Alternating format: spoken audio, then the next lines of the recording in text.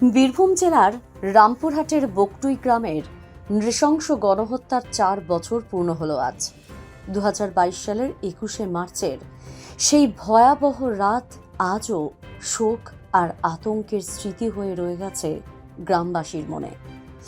সেদিন প্রথমে তৃণমূল কংগ্রেসের স্থানীয় নেতা তথা বর্ষাল গ্রামের পঞ্চায়েতের উপপ্রধান ভাদু শেখকে বোমা মেরে খুন করা হয়।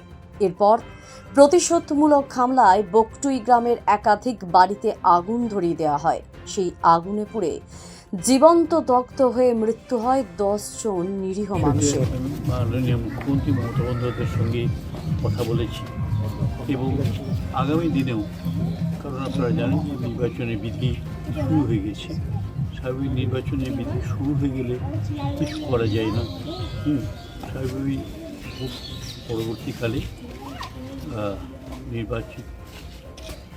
নির্বাচনের পরে এই বিষয়টি আমি পরিবারের লোকের সঙ্গে আমি দেখা বলে কথা বলেছি। তার সঙ্গে সর্বদাই যোগাযোগ আছে, প্রতি মুহূর্তে আমাদের সঙ্গে যোগাযোগ আছে।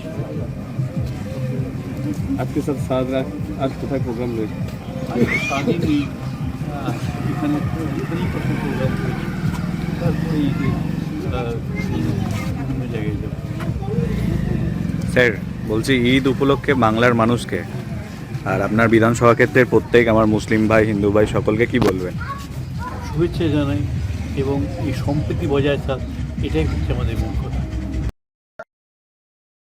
দ্য সহজ পাঠ, সহজ কথা, সঠিক তথ্য।